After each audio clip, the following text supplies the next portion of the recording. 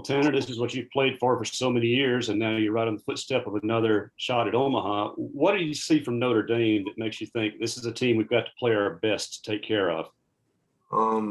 Their whole lineups, they're dirt bags, man. They're scrappy. They got one guy in the lineup that has hit a lot of home runs.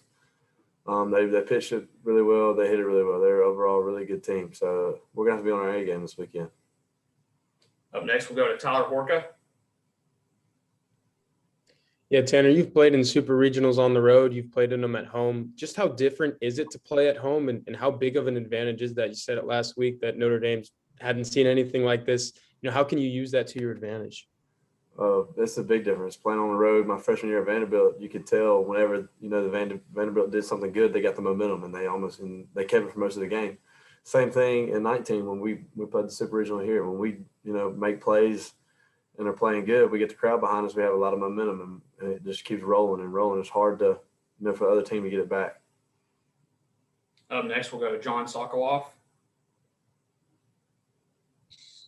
Hey, Tanner, just what was kind of the mood of practice kind of like this week, and how did it go, and where would you kind of assess where the team is at?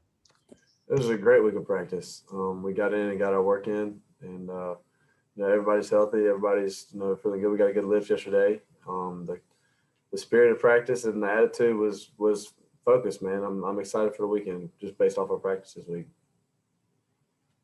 If anybody has any questions, please raise your hand. Next, we'll go to Joel Coleman.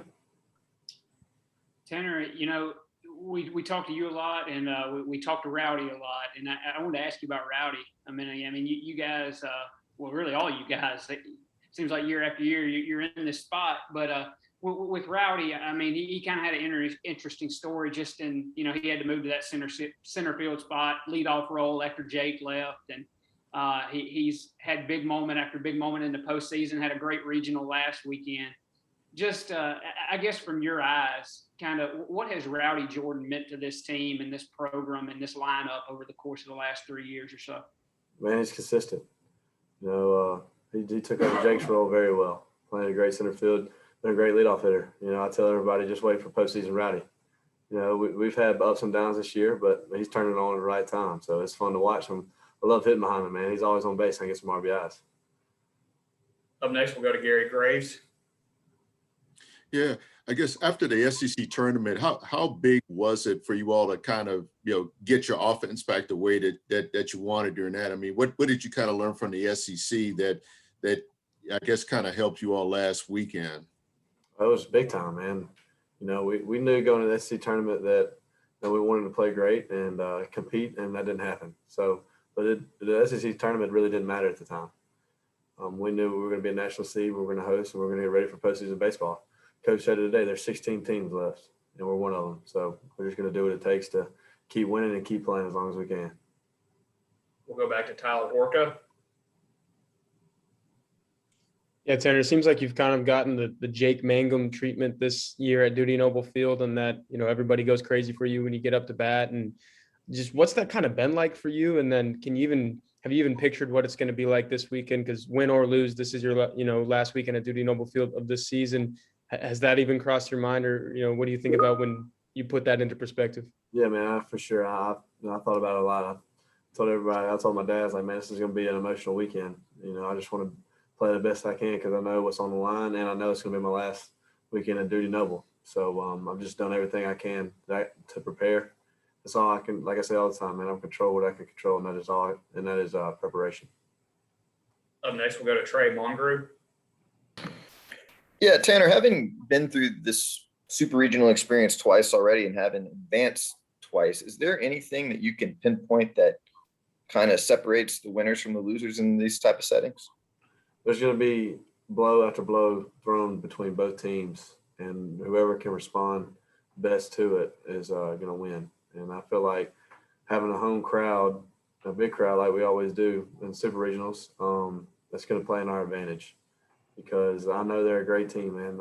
I've heard all about them. I've watched them, scouted their pitchers, their lineup. They're a great team. So it's going to be an interesting weekend. So when we get the momentum, we're going to need the crowd to help us keep it. And the best way for us to help keep them in the game is to play well. So that's what we're going to do. We'll go back to David Murray. Tanner, you mentioned something about getting a lift in. Strength coaches in baseball don't get the attention they do in football or basketball. Tell us what your strength coach has meant to this team and this program. And he's been everything. My past years, as the season goes on, my freshman and sophomore year, and then obviously last year really got cut short. But I would lose weight throughout the year, and this year I really focused on, or I got with Coach Diders and really got a good lift schedule going. And man, I've actually gained weight, and so it's really kept me in shape. I have a lot of energy. When you lift a lot and you eat right and you drink right, you have a lot of energy. So being this late in the year and the amount of energy I have during the games and like at practice and stuff, it makes a big difference. I'll go with Joe Coleman. Tia, you mentioned Rowdy. Y'all always tell Rowdy you want postseason Rowdy. What is it about Rowdy that apparently it's almost like as the season goes on, he just gets hotter and hotter and hotter a little bit, and then you get to the postseason and he has shined over the course of his whole career here. What is it about him that, I don't know, I guess he's kind of like a freight train a little bit. You get him rolling and he just can't be stopped, it kind of thing. He lives for the big moment, man. And the big stage, Rowdy's going to be there. So he's worked hard just like I have all year long. It's been me and him. We do all kinds of work off the field together and in the weight room. And he's carried his load just as much as I've carried mine, man. And it's fun to watch him in the postseason. I tell everybody, like I said, just get ready for postseason Rowdy. All right, guys, we'll finish up with Trey Mongrue. Yeah, Tanner, being a senior, I mean, obviously, I'm sure you can compartmentalize this a little bit better, but are there still any nerves when you get ready for, basically a do or die 2 or 3 games like this?